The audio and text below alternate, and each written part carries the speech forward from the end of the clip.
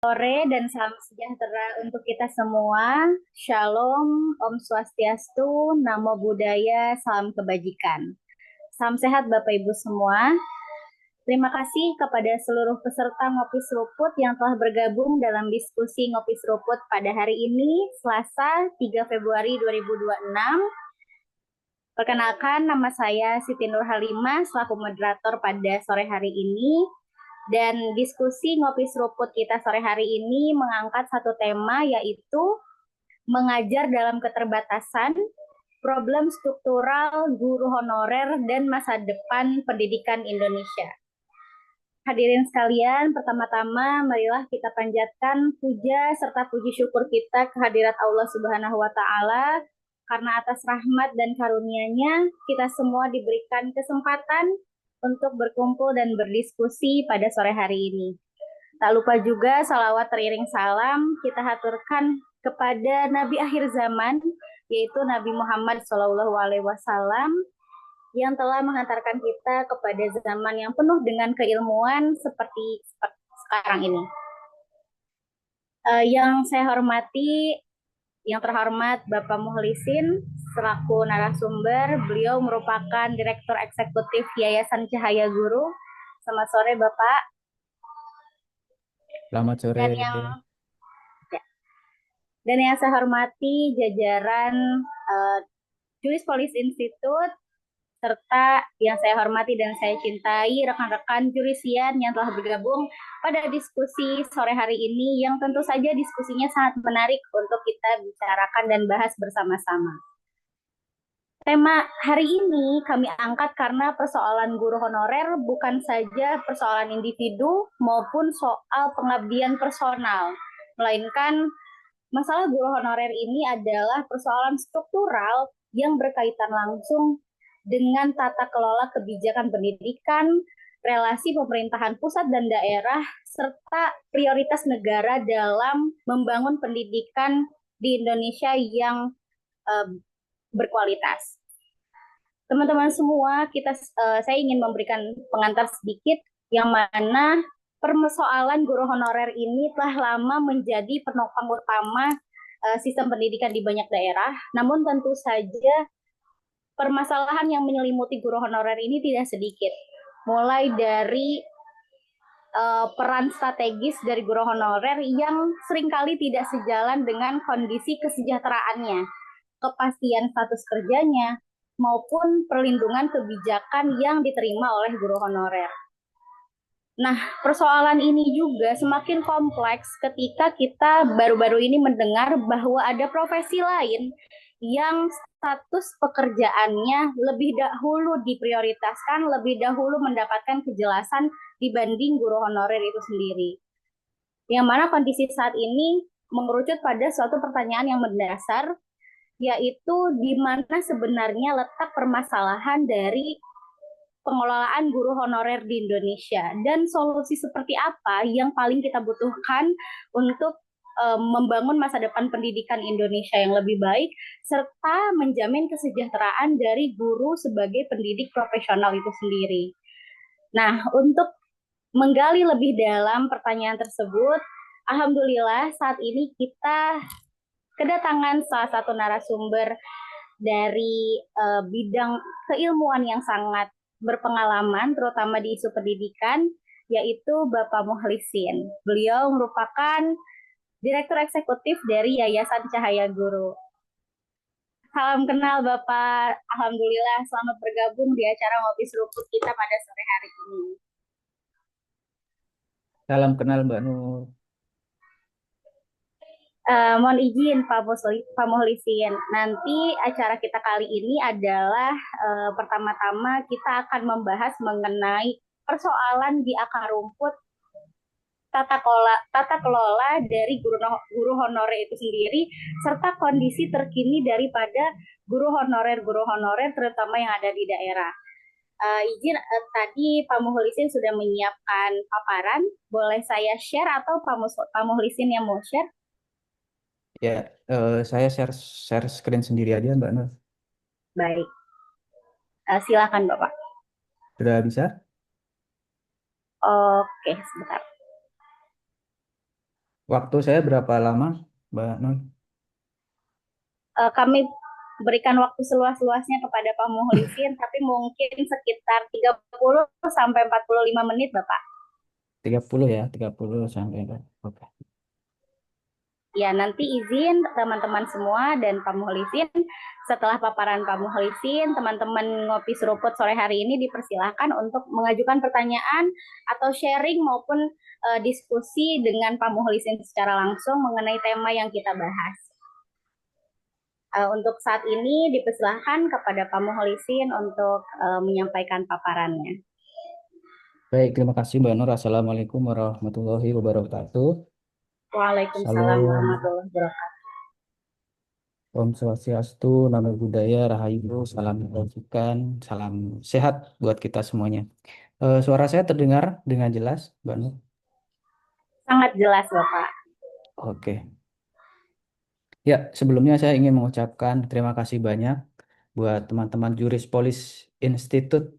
Ini merupakan teman baru ya bagi saya. Saya kemarin sangat senang sekali dihubungi sama Mbak Nur dan dijelaskan bahwa teman-teman yang hadir pada kesempatan sore hari ini adalah para praktisi hukum ya, Mbak Nur ya. Jadi em, kesempatan ini saya ingin juga berkenalan ya dengan teman-teman semuanya. Saya Mukhlisin dari Yayasan Cahaya Guru. Yayasan Cahaya Guru sendiri sudah berdiri sejak tahun 2006. Jadi fokus dari program kami itu adalah sebenarnya sesuai dengan namanya Yayasan Cahaya Guru ya, mendampingi teman-teman guru. Ada 3 fokus yang menjadi program utama kami yaitu keragaman, kebangsaan, dan kemanusiaan. Kami menjemputnya biasanya 3K. Nah, eh, saya akan share screen sebentar. Maaf. Sudah bisa ya, Mbak Nur ya? Sudah, Bapak. Nah,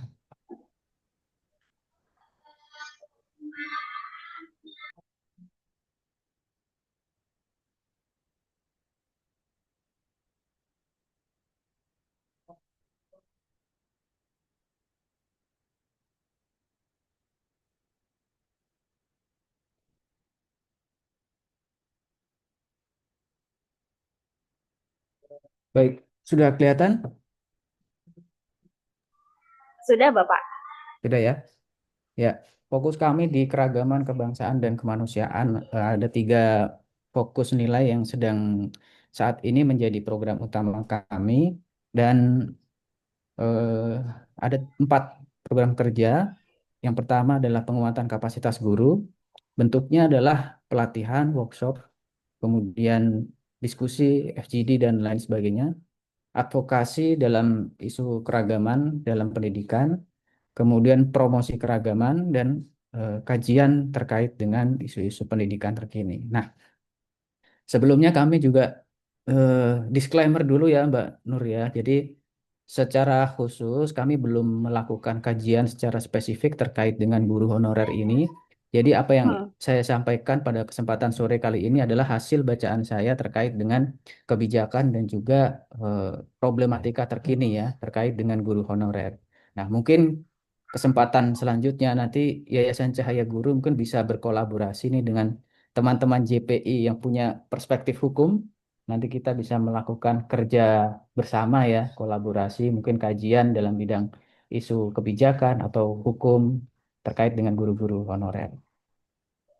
Baik, saya ingin langsung saja. Jadi teman-teman semuanya, kalau membicarakan soal guru honorer itu memang problemnya semakin hari semakin rumit nih.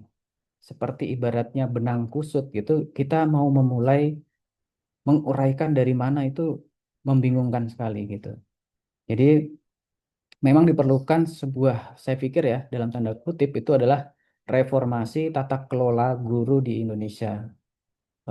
Di dalamnya itu nanti bisa kita uraikan ya, nanti kita uraikan ada 4 problem utama yang menurut saya itu sangat penting. Jadi guru di Indonesia itu secara jumlah teman-teman, rasio ya, itu ternyata rasionya sudah cukup baik. Jadi 1:16. Dalam satu kelas itu satu guru rasionya mengajar 16 murid gitu. Padahal rekomendasi dari UNESCO itu adalah 1:26. Jadi mestinya kita itu tidak kekurangan guru.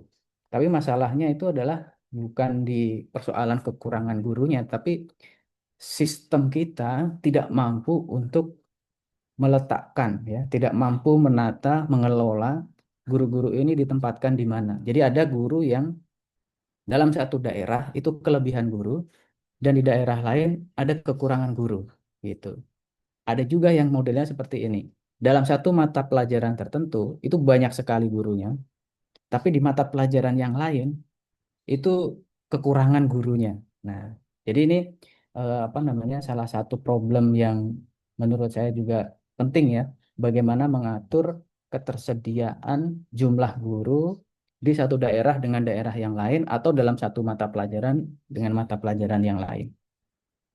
Kemudian yang kedua, eh, kalau kita tidak memulai reformasi tata kelola guru, maka seluruh agenda peningkatan mutu pendidikan itu akan lambat, mahal, dan tidak berkelanjutan.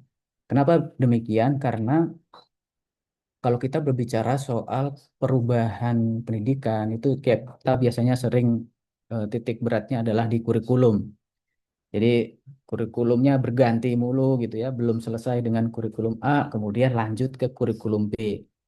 Nah, padahal ujung tombak implementasi kurikulum itu adalah kita tahu adalah teman-teman guru gitu. Baik itu nanti guru PNS, guru P3K maupun guru honorer. Nah, untuk tata kelola guru sendiri saat ini itu yang pertama terfragmentasi. Banyak sekali guru-guru itu sekarang terbagi-bagi berdasarkan jenis keguruannya. Tadi ada guru PNS, P3K, guru honorer, sekarang ada lagi P3K apa namanya, paruh waktu itu ya, macam-macam.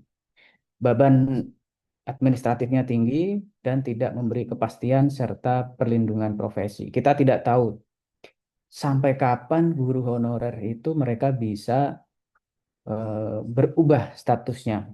Ada yang bisa cepat gitu ya. Terus kemudian ada yang berpuluh-puluh tahun masih mengabdi menjadi guru honorer dan tidak tahu sampai kapan mereka mendapatkan kepastian status keguruannya.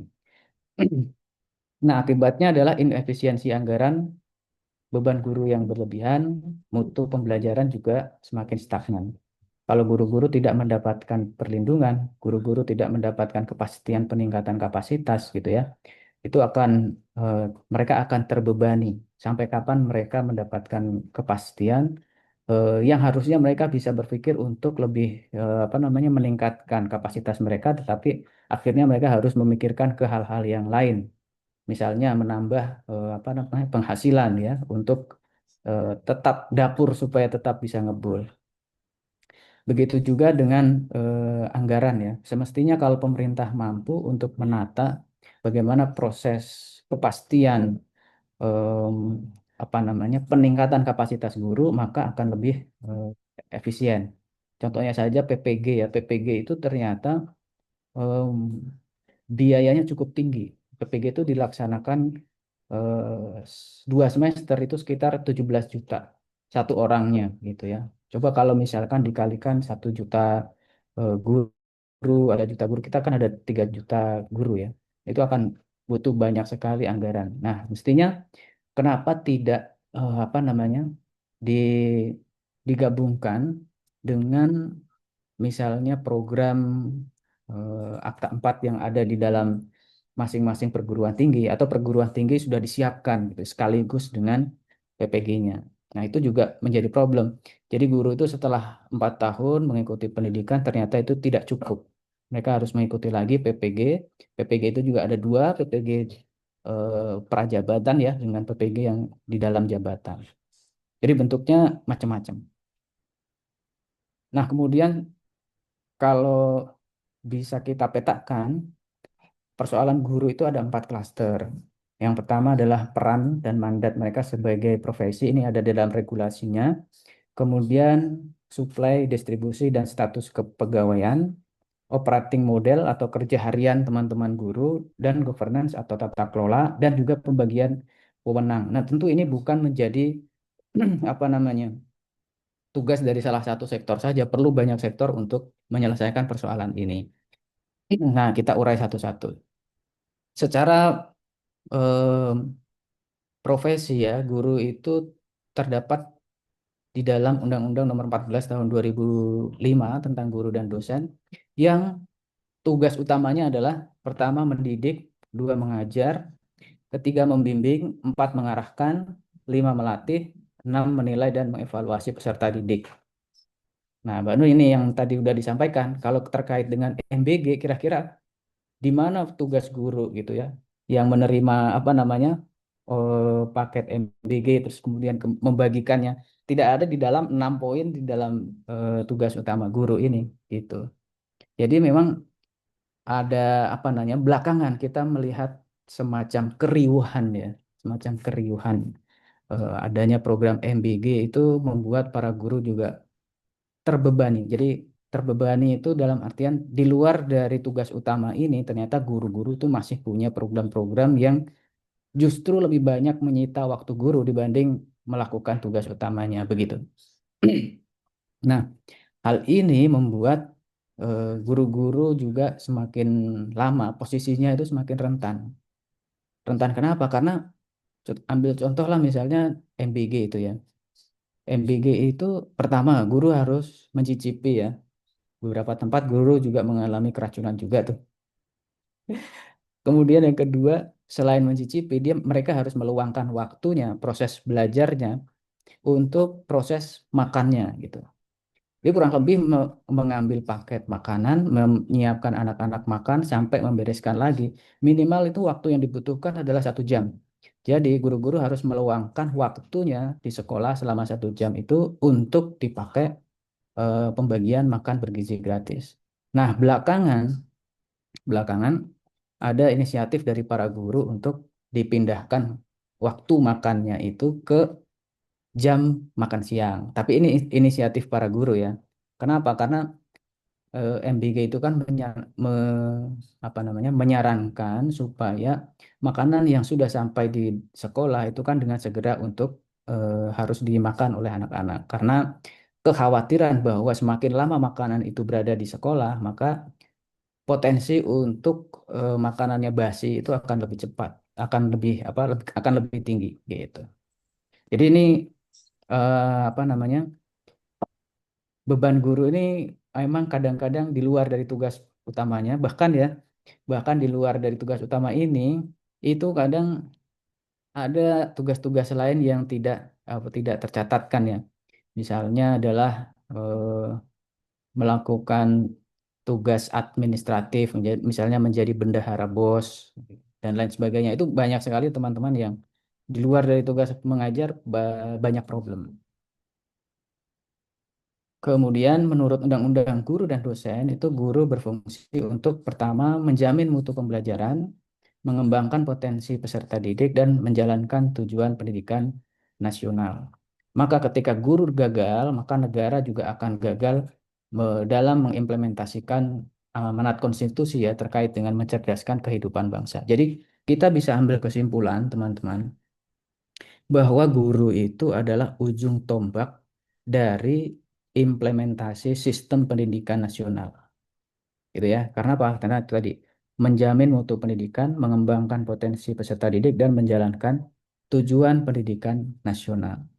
Nah, ini nih fungsi utama guru sebenarnya adalah ujung tombak dari apa yang dirumuskan oleh pemerintah. Kalau pemerintahnya tidak serius gitu ya menata guru, maka sama saja gitu, gagal di dalam menata sistem pendidikan nasional. Kemudian masalah yang lain itu adalah tadi ya, distribusi guru yang tidak berbasis kepada kebutuhan. Banyak guru-guru yang berlebih di kota, tapi kekurangan di daerah 3T. Jadi ini yang tadi saya sampaikan, menurut rekomendasi UNESCO, idealnya rasio itu adalah 1:28. Jadi dalam satu kelas, satu guru mengajar 28 murid. Tapi di Indonesia ternyata adalah 1:16. Tidak pada jumlahnya, jumlah guru yang kekurangan, tetapi terletak kepada tata kelola dan penempatannya. Kemudian yang kedua, guru banyak yang mengajar tidak sesuai kompetensi. Kenapa? Karena kalau eh, guru-guru honorer itu diangkat biasanya sesuai dengan kebutuhan yang ada di sekolah. Misalnya nih sekolah kekurangan guru matematika, maka inisiatif dari kepala sekolah biasanya ia akan membuka lowongan untuk guru honorer. Begitupun juga dengan misalnya eh, yayasan ya, yayasan. Tetapi kadang ini tidak diketahui oleh pemerintah daerah. Nah, ini yang terjadi di DKI selama tahun 2025 kemarin. Banyak guru honorer di DKI yang kemudian dalam tanda kutip itu di cleansing ya atau dirumahkan. Karena apa? Karena ketika sekolah merekrut, kemudian dinas merasa tidak dilibatkan di dalam merekrut guru-guru ini, itu eh, maka terjadi ketidaksinkronan nih data antara di sekolah dengan dapodik yang ada di pemerintah daerah. Nah, ini problemnya kemudian akhirnya yang dikorbankan adalah guru-guru honorer yang direkrut ini. Jadi mereka harus terpaksa di dalam bahasa teman-teman kemarin di cleansing ya, di cleansing gitu. Kemudian yang ketiga, rekrutmen ASN atau P3K tidak sinkron dengan kebutuhan kelas. Banyak juga yang terjadi kasus-kasus misalnya nepotisme dan karena keberpihakan pemerintah daerahnya masing-masing atau politis. Kenapa bisa terjadi demikian? Karena kewenangan ASN atau P3K itu kan berada di pemerintah daerah. Jadi pemerintah daerah itu kadang gitu ya mengangkat ASN atau P3K sesuai dengan selera mereka masing-masing. Tentu tidak semua daerah seperti ini ya, tetapi beberapa temuan terjadi seperti itu. Dampaknya apa? Kalau guru-gurunya yang direkrut itu tidak kompeten, maka hak belajar siswa menjadi tidak terpenuhi. Maksudnya ini adalah hak belajar untuk mendapatkan pembelajaran yang bermutu gitu ya. Kemudian yang kedua, pemborosan belanja pegawai. Nah, kenapa? Karena misalnya nepotisme itu tadi, kalau terjadi perekrutan yang berdasarkan kepada kedekatan, tidak kepada kebutuhan sekolah, maka jumlah dari guru-guru ini akan semakin banyak gitu ya. Nah, sementara anggarannya terbatas. Gitu. Oke, lanjut. Nah, terkait dengan status guru terfragmentasi, saat ini itu ada yang namanya guru ASN atau guru PNS, ada guru P3K, ada guru honorer, ada guru yayasan atau swasta. Nah, untuk guru honorer sendiri sebenarnya berdasarkan Undang-Undang ASN tahun 2023, nomor 20 tahun 2023 itu sebenarnya istilah guru honorer itu sudah tidak dipakai. Jadi secara simultan ya, itu nanti teman-teman guru honorer itu akan dalam tanda petik di P3K-kan gitu.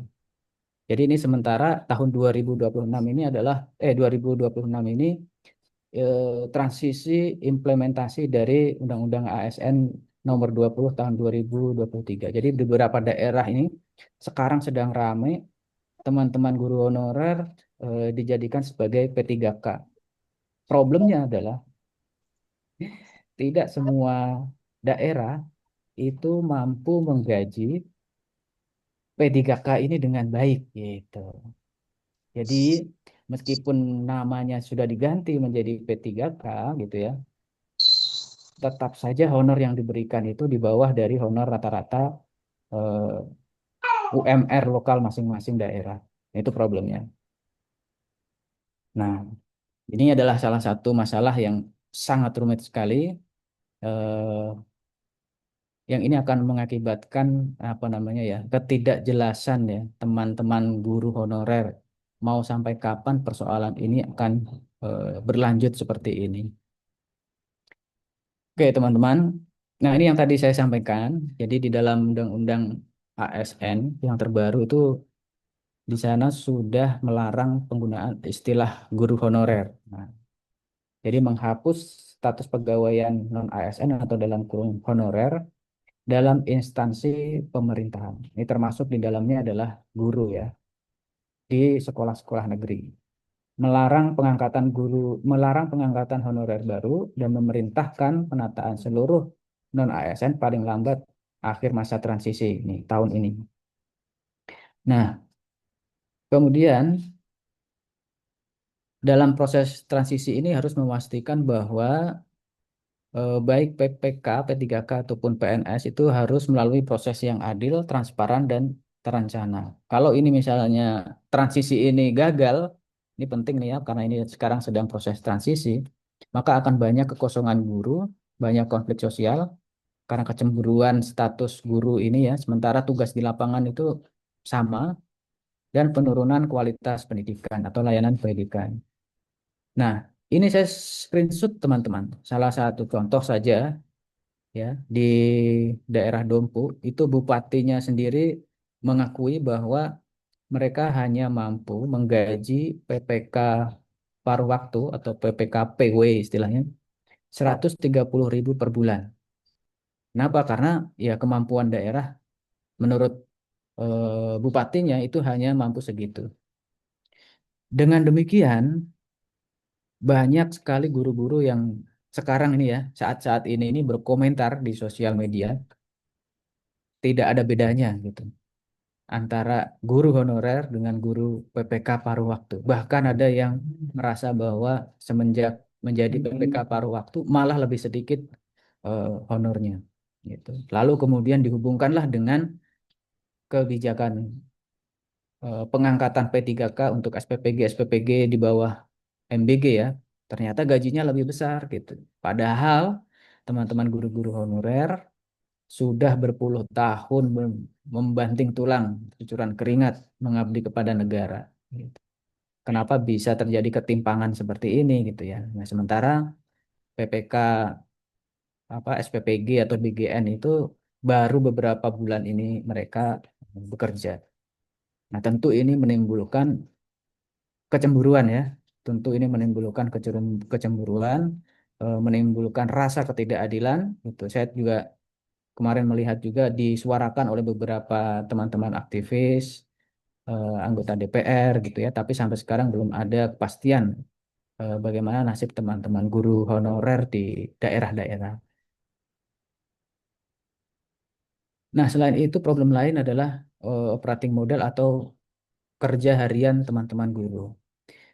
Eh, Mungkin teman-teman guru yang ikut pada kesempatan sore hari ini nanti bisa berbagi pengalaman bahwa di lapangan waktu teman-teman guru ini energinya habis untuk kegiatan-kegiatan yang sifatnya administratif, justru malah di luar dari tugas utama yang tadi saya sampaikan di awal. Kemudian banyaknya data-data yang diminta gitu ya. Apalagi untuk guru-guru yang di misalnya guru agama tapi dia ditugaskan di sekolah negeri gitu. Dia guru agama tapi ditugaskan di sekolah negeri. Misalnya guru guru pendidikan agama Islam tapi dia mengajar di sekolah negeri. Maka dia itu beban administrasinya ganda. Dia akan mengisi EMIS dari Kementerian Agama, tambah lagi mengisi Dapodik dari Kemendikbudrismen, misalnya gitu. Jadi dua administrasi.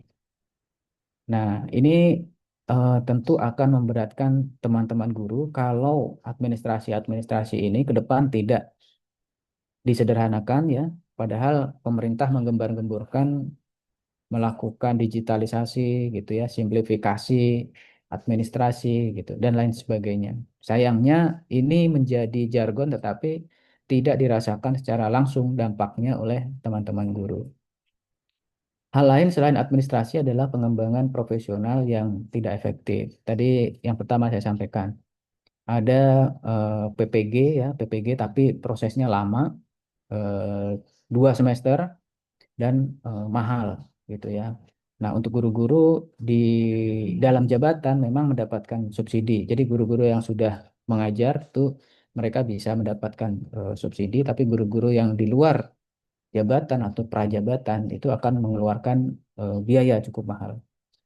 Ada juga sih program sebenarnya ya, program beasiswa untuk guru-guru tertentu yang sudah terkualifikasi, tapi itu kan akan sangat terbatas. Kemudian diklat juga kadang hanya bersifat formalitas. Kemudian sertifikasi juga belum berdampak signifikan untuk proses pembelajaran ya, untuk proses pembelajaran. Oke. Kemudian problem lain adalah tata kelola atau governance dan juga pembagian wewenang. Ini kemarin sempat rame nih kemarin nih.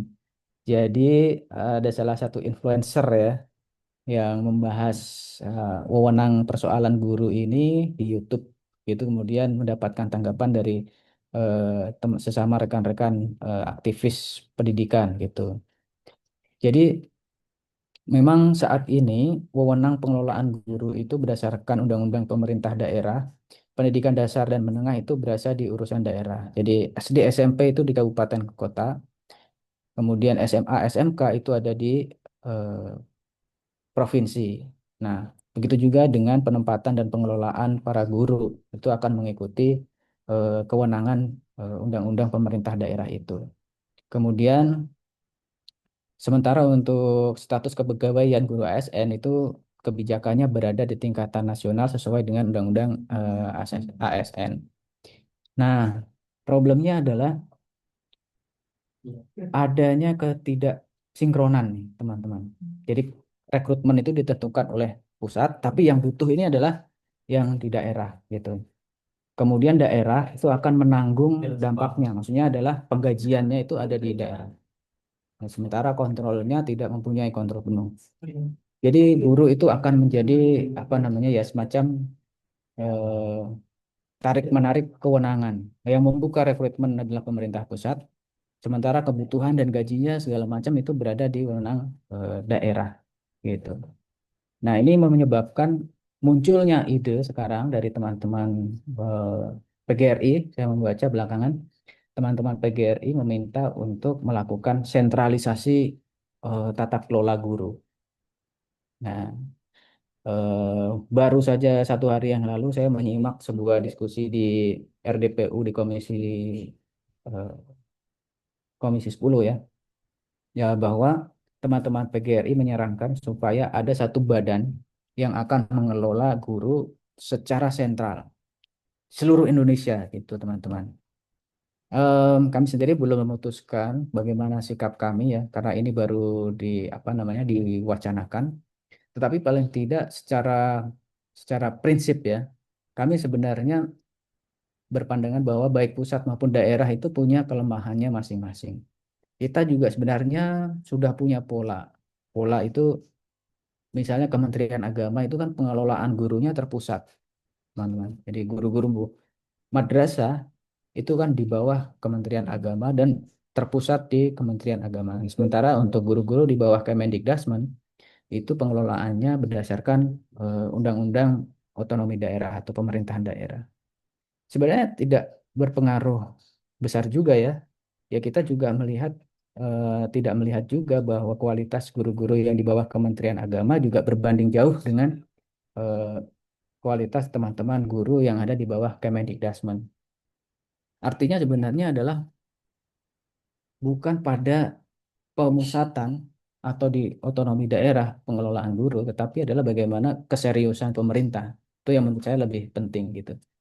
Keseriusan pemerintah dalam mengurai benang kusut ini, memastikan bahwa kebijakan yang diambil itu adalah kebijakan yang berbasiskan data, kebijakan yang berbasiskan kepada eh, apa namanya keterlibatan para guru, problem di lapangan apa gitu. Nah, selama ini kebijakan-kebijakan itu disusun menurut saya tidak cukup banyak melibatkan teman-teman guru. Mbak Nur, tolong diingatkan. Saya takut kelamaan. Oh, belum, Pak. Masih Belum? 7 menit lagi. Oke. Ya. Ya. Selain itu, teman-teman, belakangan juga mungkin teman-teman mengamati ya. Ini mungkin terkait erat ini dengan teman-teman sebagai praktisi hukum. Perlindungan guru dan akuntabilitas ya. Perlindungan nih. Sekarang banyak guru yang dalam tanda kutip dikriminalisasi dengan dalih bahwa guru melakukan tindakan kekerasan, guru melakukan perundungan gitu ya, dan lain sebagainya. Nah, sementara dari pihak guru menyatakan bahwa apa yang dilakukan misalnya itu adalah untuk menegakkan peraturan, menegakkan kedisiplinan gitu. Atau di dalam rangka untuk proses pembelajaran gitu. Nah, ini akan menjadi problem yang serius kalau pemerintah tidak mempunyai panduan ya, tidak mempunyai sikap yang jelas. Mana batasan-batasan eh, edukasi atau pendidikan, mana batasan-batasan yang termasuk ke dalam apa namanya kekerasan, pidana dan lain-lain gitu. Nah, jadi karena tidak ada mekanisme yang jelas, terutama mekanisme dalam menyelesaikan masalah seperti ini dengan jelas gitu, akan terjadi kasus-kasus yang lain. Nah, teman-teman, sebenarnya beberapa tahun ini kita ada Permendikbud 46 tahun 2023. Di dalamnya itu memberikan penjelasan terkait apa itu kekerasan. Ada 6 jenis kekerasan, mulai dari kekerasan fisik, kekerasan perundungan, kekerasan eh, dalam dunia digital, sampai diskriminasi, intoleransi, dan juga kekerasan-kekerasan dalam bentuk kebijakan. Nah, sayangnya Permendikbud ini belum terimplementasi dengan baik, diganti dengan Permendikbud menciptakan budaya aman dan nyaman di sekolah yang baru saja disahkan oleh Kementerian Pendidikan Dasar dan Menengah. Akan mulai lagi apa namanya implementasinya dimulai lagi dengan perspektif yang jauh berbeda. Kalau yang dulu itu jelas sekali perspektifnya adalah perlindungan terhadap anak-anak ataupun guru yang menjadi korban kekerasan di sekolah. Jadi fokusnya adalah kita selamatkan dulu korban gitu ya. Nah, kemudian yang sekarang itu adalah perspektifnya atau paradigmanya adalah bagaimana kita membangun budaya aman dan nyaman di sekolah. Tetapi mengesampingkan perlindungan terhadap kekerasannya itu gitu. Jadi apa namanya? Yang saya kritik adalah budaya aman dan nyaman itu mestinya sekaligus dapat memberikan kepastian perlindungan terhadap kekerasan. Gitu. Seharusnya bisa berjalan seiringan. Nah, tetapi pada prakteknya yang perlindungan kekerasannya sekarang hilang, yang maju adalah eh, budaya aman dan nyaman. Nah, ini problemnya. Nah, sementara kalau misalnya kriminalisasi terus berlanjut, maka guru akan semakin khawatir dan takut gitu. Tidak ada kemandirian di dalam proses belajar mengajar nanti ya. Am, Sekarang teman-teman ada sedikit informasi juga. Ada Permendikbud tentang perlindungan guru. Nah, ini di satu sisi banyak diapresiasi oleh beberapa praktisi pendidikan karena memberikan kepastian perlindungan. Perlindungan ini kalau saya baca ternyata lebih pada perlindungan hukum. Jadi kayak ketika ada guru yang dilaporkan ke polisi misalnya ya, maka uh, ada pokja yang nanti akan mendampingi guru dalam menghadapi proses hukum itu gitu. Nah, mungkin nanti teman-teman sebagai praktisi hukum juga bisa memberikan pandangan apakah ini cukup gitu ya. Sementara saya pribadi berpandangan bahwa em, kalau misalnya ini sebuah apa ya namanya ya, pendulum ya, pendulum. Saat ini pemerintah kita itu pendulumnya lebih mengarah kepada teman-teman guru nih. Jadi secara eksplisit ada Permendikdasmen yang menyebutkan perlindungan guru. Hmm. Nah, sementara untuk siswanya itu tidak disebutkan perlindungan kekerasan terhadap siswa itu sekarang hilang gitu di dalam Permendikbud yang baru. Sementara untuk guru itu diperjelas. Nah, ini em, saya pribadi berpandangan semestinya ya pemerintah tidak boleh memihak salah satu, artinya harus berdiri di tengah. Tidak membela guru, tidak membela murid, tetapi bagaimana kedua-duanya sebagai sivitas akademika di ruang lingkup sekolah itu mendapatkan perlindungan yang sama dari tindakan-tindakan kekerasan, dari tindakan-tindakan bullying gitu ya. Dan perlindungan hukum yang sama juga. Mestinya seperti itu. Oke. Nah, oh, dengan demikian, teman-teman, eh, saya mencoba untuk menarik beberapa benang merah ya. Jadi yang terlihat di lapangan misalnya guru-guru kurang profesional. Maaf nih, tulisnya kurang disiplin, kurang profesional. Itu masalahnya mungkin karena adanya sistem yang tidak melindungi, sistem yang tidak memberikan mereka kesempatan untuk belajar secara nyaman, gitu ya. Bagaimana mungkin kita berharap guru yang eh, profesional, guru yang mempunyai apa namanya kompetensi yang kuat, misalnya gitu. Nah, sementara mereka untuk makan saja susah. Ini menjadi salah satu tantangan kita ya. eh, Tata kelolanya lemah, kemudian regulasi yang tidak sinkron ini dapat menyebabkan konflik yang semakin meningkat. Tadi yang saya sampaikan, Permendikbud yang kalau berpihak kepada guru sementara siswanya dibiarkan, itu terjadi di lapangan, nanti akan banyak kasus-kasus kekerasan. Oleh sebab itu, saya mengusulkan supaya kita semuanya ini dan teman-teman pengamat praktisi hukum ya, mengusulkan supaya tata kelola guru ini direformasi. Berhubung sekarang ini ada momentum untuk melakukan revisi Undang-Undang Sisdiknas yang sekarang sedang diproses di Komisi 10, teman-teman, dan di Badan Legislasi DPR. Menurut saya itu menjadi kesempatan kita untuk mengadvokasi bersama. Karena apa? Impact-nya itu besar, high impact. Kalau kita merumuskan satu kebijakan sistem pendidikan nasional sekarang, impact-nya bisa mungkin 10 atau 20 tahun ke depan, kita punya sistem pendidikan yang bagus. Sekaligus juga menjadi sistem enabling ya. Kita bisa memperkuat atau memulai kembali sistem perlindungan terhadap guru, siswa, ataupun tenaga kependidikan lain di sekolah. Bagaimana menciptakan sekolah yang benar-benar melindungi, benar-benar menjadikan penyemai untuk mestinya ya sekolah itu kalau angan-angan saya teman-teman itu bisa menjadi laboratorium perdamaian gitu. Jadi kita ini bangsa Indonesia yang majemuk gitu, bangsa yang punya banyak sekali identitas, keragaman suku, agama gitu ya. Mestinya sekolah itu bisa menjadi laboratorium di mana identitas-identitas yang beragam itu bisa kita pelajari hidup dalam ruang-ruang kelas kita. Gitu. Mestinya ya, ini harapan kita semua. Kemudian rekomendasinya single teacher career framework. Nah, maksudnya tidak terlalu banyak lah ya, apa namanya, pengembangan-pengembangan guru dan tidak terintegrasi. Pengennya ada integrasi yang jelas. Bagaimana kalau misalnya dia cukuplah di apa namanya di akta 4 kemudian S1-nya 4 tahun. Yang penting itu digembleng di situ selama 4 tahun misalnya di S1 itu jelas gitu.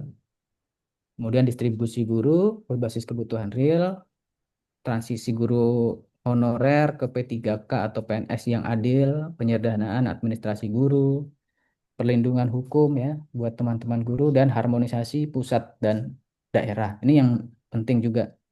Jadi tidak mesti harus semuanya terpusat atau tidak penting tidak semuanya juga kita serahkan ke daerah. Tapi yang penting kata kuncinya adalah harmonisasi. Kita selama ini apa namanya berharap sebenarnya ya. Karena apa? Kalaupun terpusat semuanya, tapi kalau tidak punya niat yang dan kompetensi yang baik juga, impact-nya tidak ada juga begitu. Jadi yang paling penting adalah bagaimana harmonisasi antara pusat dan daerah. Demikian Mbak Nur. Terima Baik, kasih terima banyak. kasih Semoga ini banyak. menjadi ini aja ya, pemantik ya. Kemarin ini saya bilang Mbak Nur sebenarnya karena teman-teman ini semuanya pengamat dan praktisi, mungkin kita bisa diskusi. Jadi tidak satu apa pemaparan dari saya gitu. Baik, terima kasih banyak Bapak Muhlisin atas paparannya. Saya rasa paparannya begitu komprehensif dan teman-teman dan sekaligus saya pribadi juga memiliki gambaran yang lebih jelas lagi mengenai apa sebetulnya permasalahan tata kelola guru honorer di Indonesia. Terima kasih Bapak. Sebelum membacakan beberapa tanggapan dari teman-teman di kolom chat, saya ingin menyambut dengan hangat juga tadi ajakan Pak Muhlisin atas kolaborasi nanti dengan JPI mungkin bisa kita adakan kolaborasi mengenai pengkajian nomenklatur guru honorer itu sendiri, bagaimana implementasinya di lapangan dan bagaimana sebetulnya struktur kebijakannya di tataran peraturan perundang-undangan. Itu menarik Pak Muhlisin. Terima kasih tadi atas ajakannya. Untuk selanjutnya, saya izin tadi ada salam perkenalan juga dari salah satu peserta dari Bapak Imam Syafi'i. Bapak Imam Syafi'i dari Kabupaten Lamongan. Beliau merupakan praktisi kebijakan publik. Salam kenal juga Bapak Imam. Kemudian ada tanggapan dari Ibu Astri Oktavina dari Lewinanggung.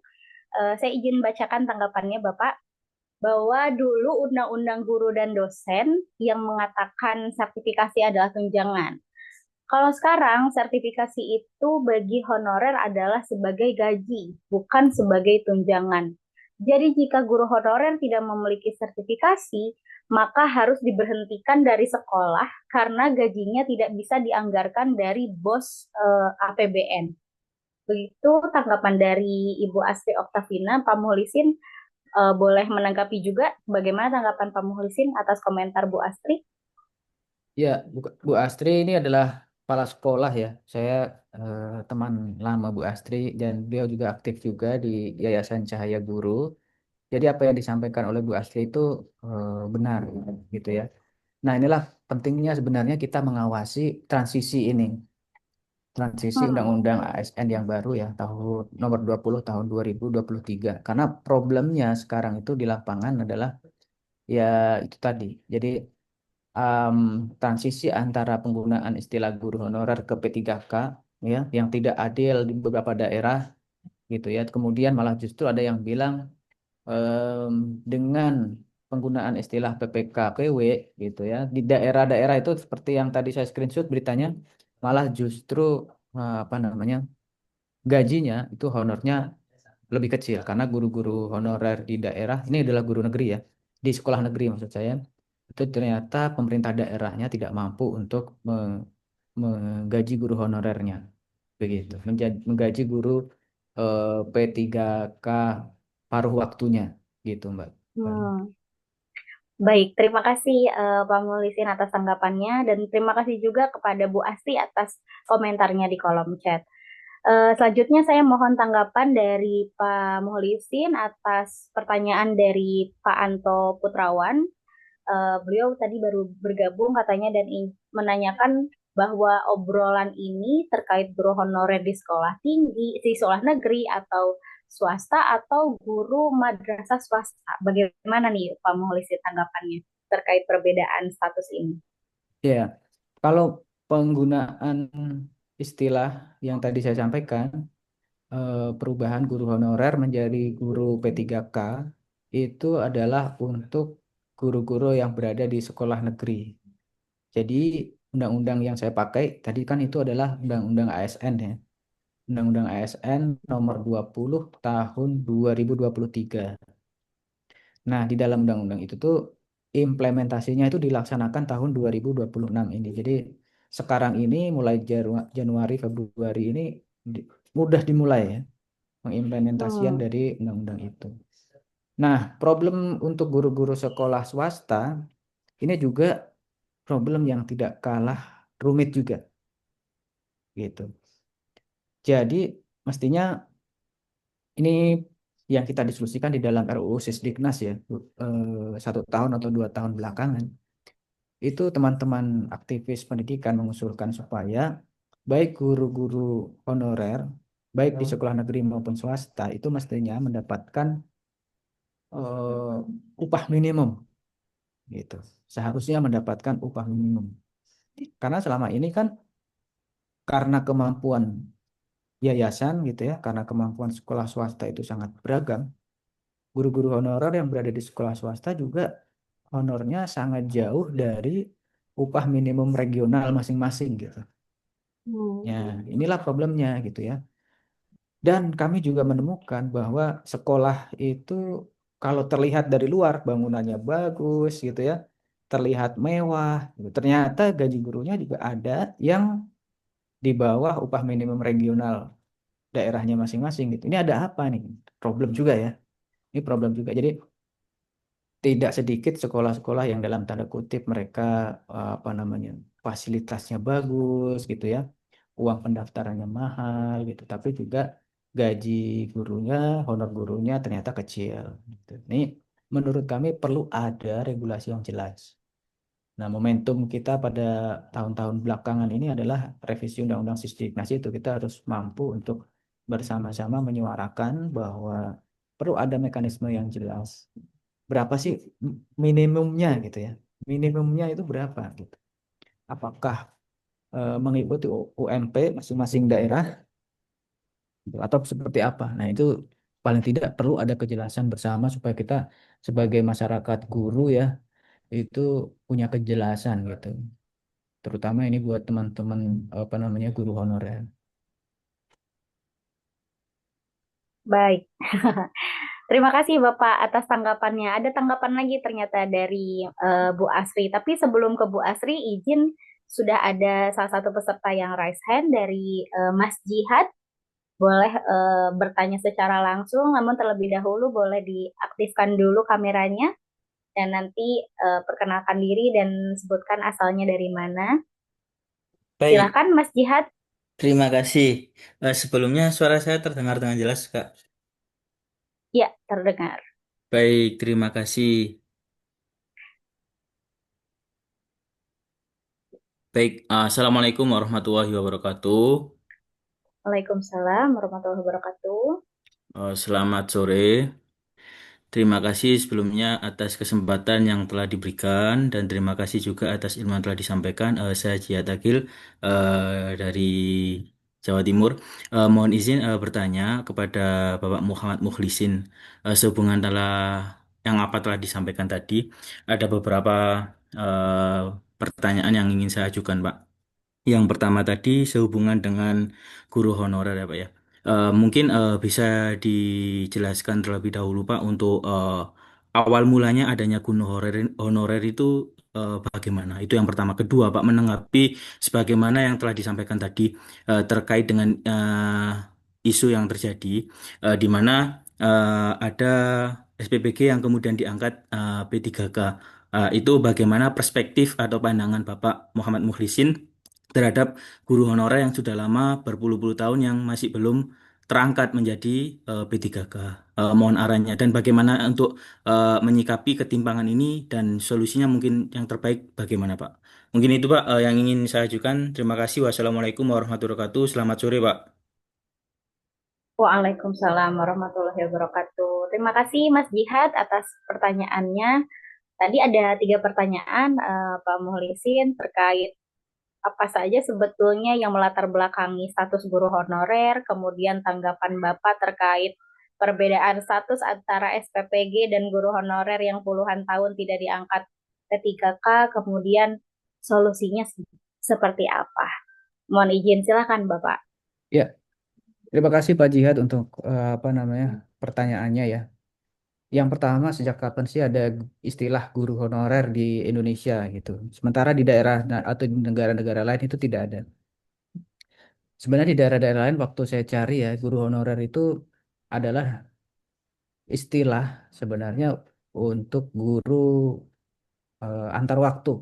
Jadi ketika nih, misalnya gini, eh, ada guru yang dia sedang hamil misalnya ya, kemudian dia cuti misalnya 6 bulan untuk apa namanya melahirkan dan urus anak.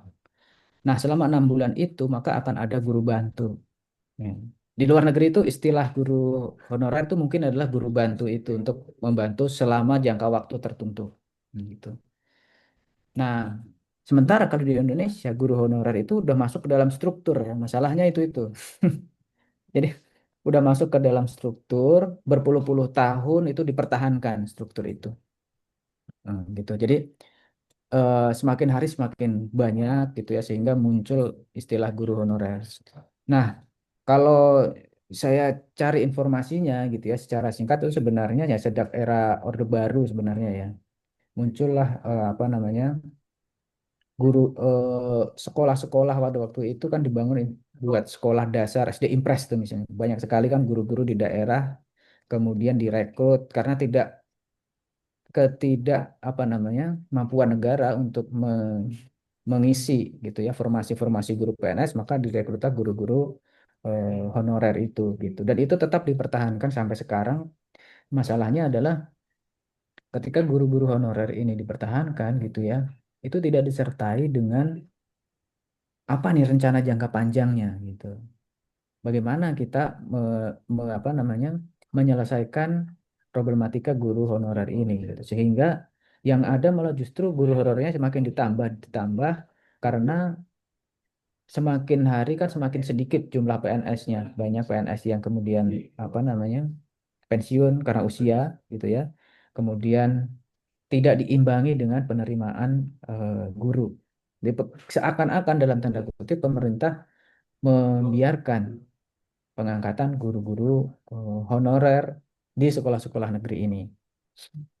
Nah, em, kalau tidak kita selesaikan secara serius, maka dampaknya tadi yang seperti saya sampaikan ya, kita akan mengalami inefisiensi anggaran gitu.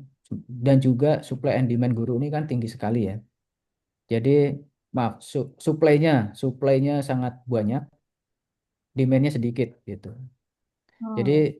banyak sekali lulusan-lulusan perguruan tinggi yang mengeluarkan sarjana pendidikan, sementara juga eh, sekolahnya itu aja. Nah dengan demikian maka dalam otomatis dalam prinsip ekonomi itu kalau suplainya banyak, demandnya kecil, maka harganya itu murah gitu. Jadi Hmm. stoknya banyak, sementara yang dibutuhkan sedikit gitu. Makanya kemudian gajinya juga rendah. Banyak sekolah-sekolah meskipun sekolah-sekolahnya bagus gitu ya, mereka tinggal buka papan pengumuman itu pasti banyak sekali yang mendaftar gitu. Terus kemudian mereka akhirnya yang kasih misalnya honornya sedikit gitu. Tinggal nanti kalau misalnya butuh lagi tinggal buka pendaftaran lagi. Nah, eh, menurut saya ini problem yang serius, sementara kita menganggap bahwa guru itu adalah ujung tombak pendidikan. Tadi Mbak Astri bilang harus ikhlas ngajarnya gitu ya. Padahal mereka, teman-teman guru ini, kita semuanya ini adalah orang-orang yang membutuhkan biaya juga untuk hidup gitu. Nah, kemudian pertanyaan yang kedua tadi seperti yang saya sampaikan sebelumnya bahwa kita ini sedang menghadapi sebenarnya kalau bisa saya bilang ini adalah minimnya political will dari pemerintah untuk mensejahterakan posisi teman-teman guru gitu. Kenapa bisa demikian gitu ya? Yang pertama gini, amanat undang-undang kita, amanat konstitusi kita itu adalah mencerdaskan kehidupan bangsa. Makanya kemudian dialokasikan 20% APBN itu untuk pendidikan, khusus ya untuk pendidikan. Pertanyaannya adalah MBG yang menelan biaya sekitar 335 triliun. Nah, dalam satu hari itu 1 triliun. Itu 223-nya diambil dari dana pendidikan. Jadi berapa persen tuh? 300, total 335 triliun, 223-nya itu dari dana pendidikan. Kurang lebih 70% dana MBG itu dari dana pendidikan. Dan itu memakan 30% kurang lebih sekitar ya 30% dari total dana pendidikan.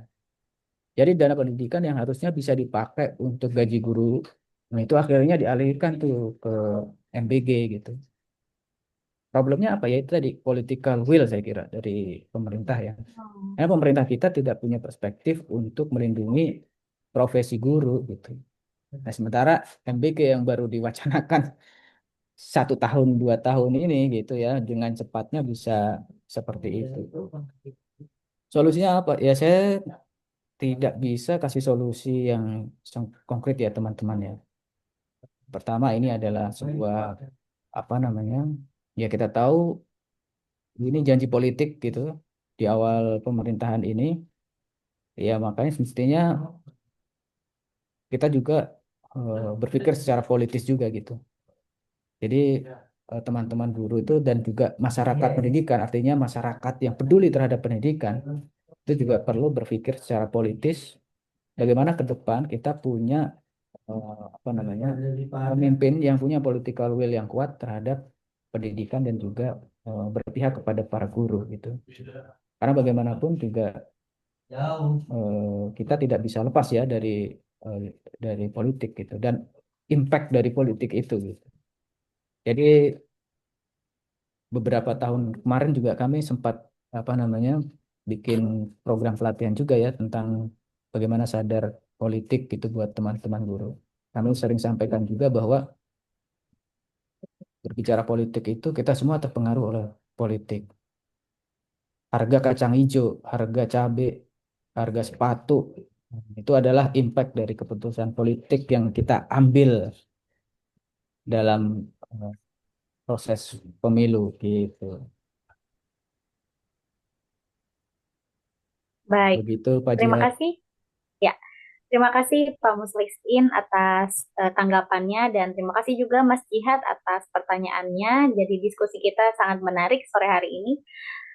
Izin Bapak untuk selanjutnya saya akan membacakan beberapa komentar juga dari teman-teman di kolom chat. Ada dari Bapak Imam Syafi'i, ada dari Bapak Muhammad Dovir, dan juga ada dari Bapak Anto Putrawan. Dari Pak Imam Syafi'i juga menyampaikan bahwa beliau kurang sepakat untuk guru honorer yang sudah mengabdi lama, juga masih ada yang belum diprioritaskan menjadi PPK. Yang baru 3 tahun mengabdi saja sudah diangkat. Seharusnya ada pemetaan yang puluhan tahun diutamakan. Begitu. Izin komentar selanjutnya dari Bapak Muhammad Dopir. Seandainya saja pemerintah tidak egois, misalnya MBG dilakukan bertahap, prioritas untuk daerah-daerah yang masyarakatnya masih kurang mampu, maka sebagian anggaran MBG bisa untuk menggaji guru honorer. Nah, ini menarik nih Pak dari penjelasan tadi. Bahkan justru MBG lah yang memakan anggaran pendidikan ya Bapak, betul. Kemudian ada dari Pak Anto Putrawan juga, beliau merupakan Ketum Organisasi Guru Merdeka Profesional atau JMPro yang sedang berjuang bagi kepentingan guru sekolah swasta dan madrasah swasta. Beliau menyampaikan bahwa pembahasan perlakuan pemerintah antara kepada guru honorer sekolah tinggi dan guru swasta, kemudian madrasah swasta itu sangat berbeda. Terlebih lagi jika dibandingkan dengan pekerja MBG yang baru lahir beberapa waktu yang lalu. Nah, mohon izin Bapak Mohlisin untuk mungkin bisa menanggapi dari tanggapan-tanggapan yang ada di kolom chat ini. Ya, saya sepakat ya dengan semuanya teman-teman yang hadir pada kesempatan sore hari ini nih. Em, Tidak, menurut saya tidak ada yang eh, apa namanya kontraproduktif ya. Saya juga mengamini apa yang dirasakan oleh teman-teman semuanya. Jadi memang dari dulu itu guru selalu digadang-gadang sebagai pahlawan tanpa tanda jasa. Menurut saya eh, itu juga berdampak besar terhadap teman-teman guru. Karena apa? Bagi kepala sekolah, pimpinan, yayasan, misalnya itu sering sekali tuh bilang kerja ikhlasnya. Tadi seperti yang disampaikan Mbak Astri ya, ya Hmm. diminta untuk kerja ikhlas. Kalau Kemenak itu kan jargonnya ikhlas beramal. Jadi, jadi apa namanya? Dengan demikian maka guru-guru juga diminta untuk ikhlas. Ya, bahkan pernyataan Pak Menteri Agama beberapa waktu lalu juga sangat ini ya menyedihkan, apa namanya mencederai profesi guru gitu. Dan mungkin mau tidak mau ya kita juga perlu melakukan konsolidasi sebagai masyarakat sipil. Jadi teman-teman guru mungkin juga sebaiknya sekarang mulai kerjasama lagi dengan teman-teman CPI misalnya yang ahli ya di dalam melakukan analisis hukum, advokasi kebijakan gitu. Jadi guru-guru tidak bisa sendirian. Ini saya harus eh, menyampaikan jujur ya, bahwa di lapangan guru-guru, teman-teman guru itu sudah sangat sibuk dengan beban kerja di sekolah, beban administrasi, beban mengajar gitu ya. Jadi perlu pendampingan. Kalau guru-guru tidak bisa melakukan advokasi, maka teman-teman yang punya kemampuan untuk melakukan advokasi kebijakan, yang paham hukum, itu kita harus membantu itu. Karena tidak banyak teman-teman profesional, misalnya yang ahli hukum itu yang punya concern untuk membantu teman-teman guru di lapangan. Makanya kemudian banyak guru-guru yang dikriminalisasi. Itu saya lihat juga organisasi profesinya kurang maksimal ya dalam mendampingi dalam apa namanya proses hukumnya gitu. Jadi kita semuanya mulai sekarang saya kira bisa menjalin kolaborasi nih, Mbak Nur. Jadi apa yang bisa dilakukan oleh teman-teman JPI, apa yang dibutuhkan oleh teman-teman guru gitu ya, sebagai sebuah social movement bersama gitu, membangun sebuah gerakan sosial masyarakat bersama. Kenapa? Karena kita sudah puluhan tahun ini mengharap pemerintah bekerja secara tulus gitu ya, berpihak pada guru. Ternyata tidak ada harapan gitu ya. Jadi ya mau nggak mau social movement itu gerakan sosial masyarakat harus digerakkan dari bawah gitu. Jadi Sepakat kamu. jadi fragmentasi guru itu juga sebenarnya menjadi penghalang juga ya. Maksudnya di lapangan itu kan ada kecemburuan antara guru PNS, guru P3K, guru honorer, P3K paruh waktu misalnya itu. Saya kira gitu ya, fragmentasi itu perlu kita hilangkan dan bersama-sama memperjuangkan status keguruan kita bersama gitu. Gitu. Ya memang di lapangan kita apa namanya ada guru-guru yang mungkin tidak kompeten gitu ya. Ada guru-guru yang diangkat melalui cara-cara yang tidak profesional. Nah, makanya kemudian kita juga harus membenahi selain perekrutan itu juga monitoring evaluasinya, pemantauannya itu juga harus berjalan dengan maksimal gitu. Jadi integrasi antara perekrutan eh, terus kemudian jenjang karir ya, perekrutan, Hmm, jenjang karir, monitoring evaluasinya itu harus menjadi satu keterpaduan gitu. Jadi kalau misalnya sekarang kan ada istilah juga kalau guru-guru PNS itu ya, itu mereka merasa sudah nyaman. Jadinya proses untuk peningkatan profesionalismenya kadang stagnan gitu. Karena merasa sudah nyaman. Tapi harapannya kan tidak demikian ya. Harapannya meskipun sudah jadi PNS itu pengembangan diri itu harus terus dilakukan gitu. Nah, jadi tidak terhenti kepada status itu gitu ya.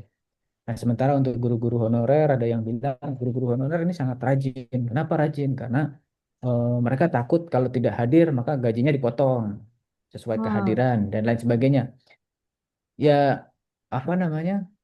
Ada game seperti itu mungkin benar di lapangan ada seperti itu. Tapi yang lebih penting daripada itu adalah bagaimana kita semuanya itu mendorong sistem apa namanya tata kelola guru itu dengan lebih baik gitu. Gitu. Jadi itu yang menurut saya lebih penting sehingga ujungnya adalah kalau input dan prosesnya itu berjalan dengan jujur dan adil gitu ya, ya maka outputnya atau hasilnya itu juga akan menghasilkan eh, guru-guru yang lebih profesional gitu. Jadi memang agak baik. rumit ya, agak rumit. Ini problemnya harus mengurai dari mana gitu. Tapi menurut saya adalah kesempatannya adalah sistemnya dari pusatnya ini, misalnya undang-undangnya itu harus kita benahi dulu gitu. Baik. Dan kebetulan alhamdulillahnya momentumnya lagi pas ya Pak. Sedang memang Mm-mm. dibahas nih revisi undang-undang Sisdiknas kita. Dan saya juga tadi setuju dengan apa yang disampaikan oleh Pak Muhlisin bahwa salah satu yang bisa kita lakukan sekarang adalah dengan menggalakkan sosial movement kita nih. Kita bisa bersatu bersama-sama mendedikasikan apa yang kita bisa, misalkan kita bisa mengoreksi dari segi kebijakan, maka itu yang akan kita lakukan. Kita bisa mendampingi teman-teman guru, maka itu juga bisa kita lakukan. Dan bagaimana cara kita mendobrak political will dari pemerintahan kita untuk agar lebih bisa peduli dan lebih bisa apa ya mengutamakan kesejahteraan teman-teman guru. Nah, ini mungkin terakhir saya akan bacakan tanggapan dari teman-teman di kolom chat ya. Nanti setelah itu mungkin tidak ada tanggapan lagi mengingat waktunya hampir habis. Jadi ini ada Pak Anto juga memberikan solusi yang menurut saya sangat menarik. Pak Anto Putrawan, jika NKRI butuh guru profesional, maka lakukan seleksi setara untuk pengangkatan guru ASN PNS. Jangan seperti sekarang, honorer sekolah swasta diberikan peluang, guru swasta tidak. PPG Prajab boleh, swasta Diljab diputus, Daljab diputus dan yang tidak lulus seleksi ya sudah belajar lagi begitu. Ada tanggapan juga dari Pak Tony. Sebenarnya kalau karyawan MBG itu sebaiknya diserahkan oleh pihak ketiga saja, tidak perlu masuk dalam skema PPTK. Karena kalau program MBG tidak berjalan lagi dengan berakhirnya pejabat presiden saat ini, sebaiknya guru harus lebih diprioritaskan dan tidak ada istilah PPPK langsung saja ke PNS. Nah, ini Pak Anto menginformasikan juga bahwa nanti tanggal 11 Februari berarti hari Rabu ya, akan ada aksi gabungan guru sekolah swasta dan madrasah swasta di DPR RI, Kemenak dan Dikdasmen. Mungkin Bapak Ibu yang hadir di sini juga bisa membantu mendampingi. Nah, ini terakhir dari Pak Muhammad Dopir tanggapannya mengenai uh, realitas yang ada sekarang. Beliau terpukul sekali pemerintah begitu jor-joran boros anggaran untuk MBG. Ada adik-adik kecil kita yang bunuh diri karena orang tuanya nggak mampu beli buku dan pena. Tapi guru-guru yang akan melakukan aksi jangan sampai anarkis ya, betul. Nah, ini dari Bu Heni Girarda juga ada tanggapan, mungkin bisa di open mic dan kameranya. Silahkan Bu Heni.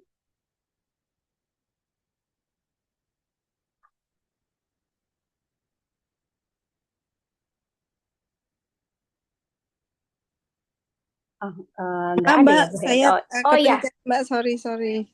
oh ya, Ya. baik. Oke, baik. Terima kasih Bu. Mungkin Pak Muhlisin bisa Ya, menanggapi dari tanggapan teman-teman terakhir tadi di kolom chat saja. Silakan Bapak. ya, terima kasih Mbak Nur. Terima kasih banyak Pak Anto Putrawan, Pak Tohani, Pak Muhammad Dovir, nih kawan saya dari Tegal, Pak Adi Rianda Prasetya Putra. Ya, terima kasih banyak teman-teman untuk pertanyaannya dan perhatian yang sangat serius dari teman-teman. Jadi saya memahami betul bahwa nampaknya teman-teman punya konsen yang sangat serius terhadap persoalan guru di Indonesia. Saya yakin teman-teman semuanya di sini juga merasakan perjuangan teman-teman guru di lapangan itu tidak mudah, ya. Tantangannya sangat banyak, ya. Persoalannya sangat banyak. Belum lagi persoalan-persoalan yang sifatnya itu adalah impact jangka panjang terhadap kondisi para gurunya. Kami di Yayasan Cahaya Guru juga belakangan ini memberikan pelatihan atau pendampingan terkait dengan bagaimana mengelola emosi para guru. Jadi para guru itu juga selain bekerja sangat tinggi tuntutannya gitu, jamnya sangat tinggi, berefek kepada istilahnya Mbak Nu itu ya, generasi Gen Z itu apa? Burnout ya. Ya, Burnout. burnout. Kecapean, Hmm. kelelahan ya Pak. Kecapean dan kelelahan yang tidak pernah henti gitu. Hmm. Karena apa? Karena yaitu tadi di sekolah menghadapi kurang lebih sekitar ya 25-30 murid gitu ya. Yang semuanya itu isi otak kepalanya semuanya berbeda-beda semuanya. Mempunyai sikap yang sangat macam-macam, karakter anak yang sangat berbeda. Guru itu adalah profesi yang mempunyai beban harian yang sangat tinggi dibanding profesi-profesi yang lain. Karena dalam satu hari itu dia bisa membuat keputusan lebih dari ribuan keputusan diambil dalam satu hari. Anak ini anak ini mengeluh soal ini, anak ini mengeluh soal ini gitu ya. Belum lagi dia dalam satu hari harus menyampaikan materi ini. Nah, tapi kita tentu memahami kondisi teman-teman guru saat ini itu perlu juga kita dampingi ya. Nah, oleh sebab itu sebenarnya kami ya Cahaya Guru memiliki fokus sebenarnya tujuannya adalah mendampingi teman-teman guru ya. Karena belum banyak secara spesifik lembaga yang memberikan pendampingan terhadap teman-teman guru. Nah, selama ini sejauh ini kan eh, adanya organisasi profesi guru ya, yang itu lebih banyak kepada proses pendampingan profesional gitu dan lain sebagainya.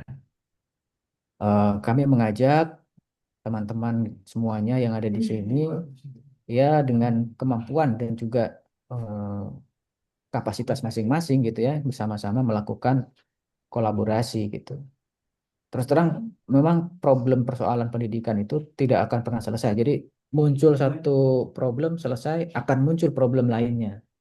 Kita belum selesai dengan persoalan guru honorer, muncul lagi persoalan MBG gitu. Jadi jadi akan muncul problem-problem lain gitu ya. Dan oleh sebab itu sebenarnya ya kalau problem-problem ini tidak cepat kita selesaikan gitu ya, tidak dorongan publik itu tidak segera cepat gitu, kita semakin hari akan disibukkan dengan hal-hal baru sementara hal-hal yang lama tidak bisa selesai gitu. Nah, untuk informasi ya dari Pak Ade tadi dan Pak Anto bahwa tanggal 11 Februari akan ada aksi gabungan sekolah swasta. Nah, ini menjadi momentum ya, karena beberapa waktu yang lalu juga sempat ada aksi serupa tuh, kalau tidak salah dari guru-guru madrasah. Namun sayangnya ternyata tidak banyak mengundang perhatian, terutama pemimpin pucuk pimpinan ya. Gitu. Ya, saya kira kita juga harus mampu menggerakkan bagaimana presiden itu punya perhatian yang serius gitu. Menurut saya memang harus presiden ini yang apa namanya, yang memberikan instruksi keberpihakan kepada teman-teman guru gitu. Karena political will-nya menurut saya pucuk pimpinannya adalah presiden yang mampu untuk menguraikan segala persoalan ini. Nah, kemudian eh, saya juga menyarankan supaya teman-teman itu membuat strategi, misalnya ya, strategi advokasi yang baik. Jadi dalam strategi advokasi itu memang diperlukan gerakan turun ke jalan itu penting, tapi tidak terencana ya. Maksudnya turun ke jalan itu adalah bagian dari rencana untuk melakukan advokasi-advokasi yang lebih terukur. Gitu. Jadi misalnya ukurannya tujuannya adalah mengubah kebijakan gitu ya, maka setelah aksi apa yang harus dilakukan. Nah, hal-hal seperti ini perlu kita pelajari bersama ya teman-teman dan butuh dukungan, terutama teman-teman yang misalnya punya pemahaman soal hukum, maka perlu menggerakkan, melakukan analisis kebijakan, rekomendasi, misalnya policy brief gitu ya, untuk sama-sama menyuarakan. Selain juga social movementnya yang ada di grassroots juga jalan gitu. Begitu Mbak Nur, saya terima kasih banyak untuk apa namanya waktu dan kesempatannya. Nah, saya juga tadi banyak mendapatkan masukan ya dari teman-teman, meskipun melalui chat saya baca semua tadi. Terima kasih banyak untuk apa chatnya ya teman-teman. Baik, terima kasih kembali dan saya dan teman-teman Juris Polis juga tentu saja teman-teman Ngopi Seruput tentu sangat senang dan berterima kasih kepada Bapak Muhlisin karena telah bersedia meluangkan waktu berbagi perspektif dan pandangan mengenai persoalan yang seperti benang kusut tadi ya, seperti Pak Muhlisin sampaikan. Dimana kalau kita tidak dengan jeli menguraikannya justru malah tambah kusut nantinya, betul ya Pak? Jadi ya benar, saya setuju sekali dengan yang tadi disampaikan Pak Muhlisin bahwa persoalan tata kelola guru di Indonesia, terutama guru honorer ini, bukan kerja satu lembaga, bukan kerja satu institusi, melainkan kerja dari seluruh pihak yang peduli terhadap nasib atau kesejahteraan teman-teman guru. Seperti yang disampaikan Pak Aderianda dan juga Pak Anto, bahwa kita semua di sini tentu saja bukan siapa-siapa tanpa jasa dari seorang guru. Saya setuju sekali. Dan tadi yang disampaikan Pak Mulisin juga sekaligus saya menginformasikan kepada teman-teman Ngopi Seruput bahwa hasil tadi diskusi yang kita selenggarakan, paparan yang dipaparkan oleh Pak Mulisin, serta diskusi-diskusi yang berkembang, komentar-komentar dari teman-teman, nantinya akan kami rangkum, kami susun menjadi policy brief yang bisa kita sebarkan. Nanti juga akan kami share di sosial media Juris Policy Institute. Mungkin nanti saya izin tag Yayasan Cahaya Guru juga, Pak Muhlisin. Siapa tahu barangkali kita berharap bahwa hasil diskusi kita, obrolan kita pada sore hari ini bisa menjadi sebuah eh, masukan, kebijakan, rekomendasi kepada pemerintahan kita dan memperjelas juga gambaran di masyarakat sebetulnya apa saja permasalahan tata kelola guru honorer di Indonesia dan apa saja rekomendasi-rekomendasi yang memungkinkan untuk ditindaklanjuti dan sangat mungkin juga untuk kita suarakan ke para pemangku kepentingan dan kebijakan. Mungkin demikian Pak Muhlisin dan teman-teman Ngopi Seruput pada sore hari ini. Sebagai penutup, izin Pak, mungkin ada satu atau dua kalimat penutup dari Pak Muhlisin. Kami akan sangat senang sekali jika ada. Ya, terima kasih Mbak Nur. Eh, Teman-teman semuanya yang saya hormati ya, baik teman-teman ini profesinya sebagai praktisi hukum, pendidik, guru, ataupun teman-teman lain yang hadir pada kesempatan sore hari ini. Saya ingin sebenarnya mengajak kita semuanya yang hadir di sini untuk kembali eh, melakukan hal yang mungkin sangat sederhana ya, melihat di sekeliling kita apakah ada guru-guru yang membutuhkan bantuan kita. Gitu. Jadi menurut saya hal yang paling sederhana yang bisa kita lakukan adalah temui teman-teman guru yang ada di lingkungan Bapak Ibu semuanya. Kalaupun dia guru apa namanya honorer gitu, ajak ngobrol lah, ajak ngobrol. Bagaimana perasaan teman-teman guru mengajar gitu ya. Kemudian, kalaupun ada yang teman-teman bisa bantu, dibantu saja. Tidak harus dalam bentuk materi, tidak harus dalam bentuk materi. Misalnya, kalau teman-teman punya buku apa gitu ya, mungkin ada baiknya teman-teman bisa apa saling berbagi dengan teman-teman guru. Tidak banyak ya guru-guru itu yang punya akses untuk membaca buku. Karena apa? Beli buku mahal.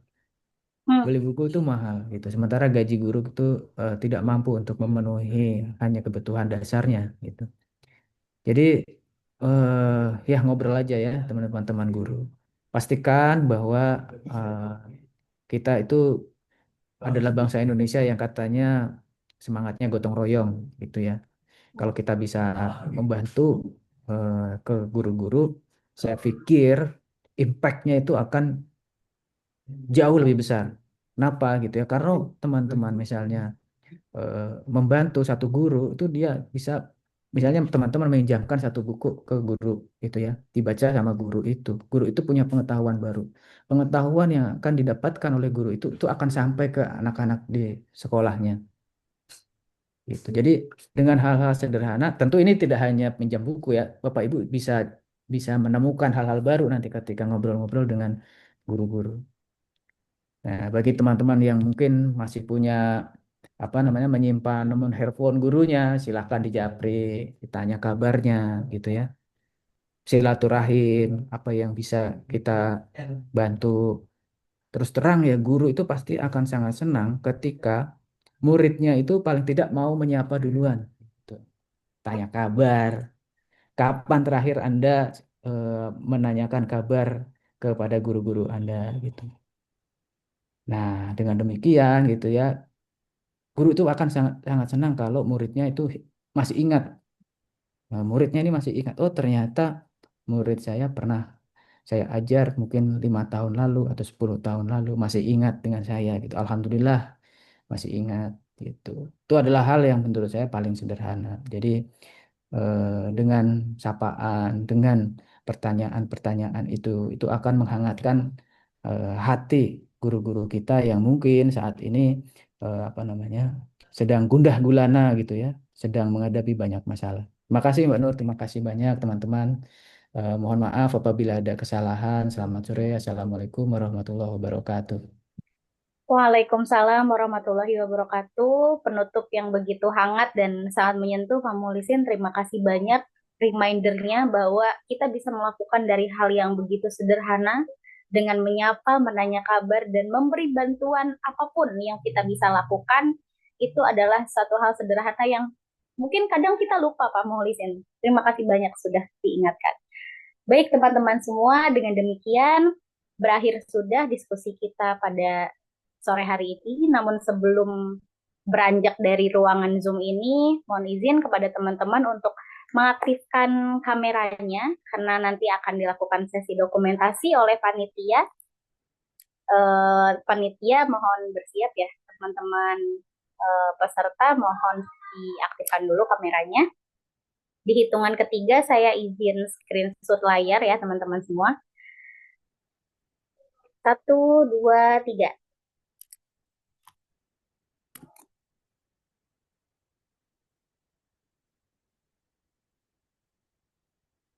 Oke, baik. Mungkin satu kali lagi Bapak izin. 1, 2, 3. Oke, terima kasih banyak Bapak Ibu semua yang sudah bergabung di Ngopi Seruput kali ini. Alhamdulillah hari ini kita membahas mengenai guru honorer. Semoga saya harap bahwa dengan kita membahas permasalahan guru honorer ini, kita juga menjadi salah satu bentuk kepedulian kita bahwa kita masih peduli, bahwa kita ingin nasib kesejahteraan guru honorer, teman-teman guru kita lebih baik lagi dan lebih sejahtera lagi, dan tentu saja secara berkesinambungan akan sangat berdampak juga kepada mutu atau kualitas pendidikan di Indonesia itu sendiri. Mohon maaf atas segala kekurangan dan sekali lagi terima kasih Pak Muhlisin atas kesempatannya, atas waktu dan diberikan. Kami sangat berharap di lain kesempatan kita akan berkolaborasi kembali dan juga Pak Muhlisin bisa membersamai diskusi-diskusi lagi seperti ini yang kami selenggarakan. Jika Pak Muhlisin ada urusan lagi, kegiatan lagi, boleh langsung meninggalkan Zoom, Bapak. Terima kasih banyak Baik, atas kesempatannya, atas kebersamaannya pada sore hari ini. terima Terima kasih kasih, banyak. Bapak. Dan saya izin live ya. Baik. Assalamualaikum. Waalaikumsalam. Baik, teman-teman semua yang masih ada di Zoom, boleh menyampaikan tanggapan ataupun usul di tema diskusi untuk kita bahas di Ngopi Seruput ke depan. Boleh dituliskan saja di menyampaikan langsung. Saya tunggu 2 menit ya Bapak Ibu.